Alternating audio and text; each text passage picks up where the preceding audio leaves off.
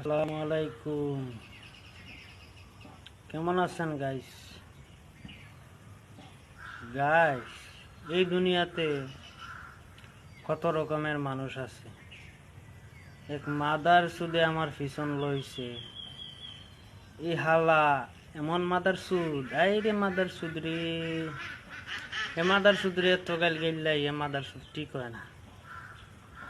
এই মাদার সুদে আমার পিছন লইছে, কে লাগা লইছে, কোন কারণে লইছে, সেই কারণ বইলা দে, আবার সেই সব জানে।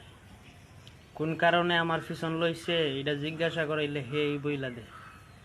ওরে মাদার সুদ, তুই যেই কারণে আমার পিছন লইছ ওই ওই সম্বন্ধে আমি কোনো কিছুই জানি না, কিন্তু একটা কথাই বইলা দেই তোমারে,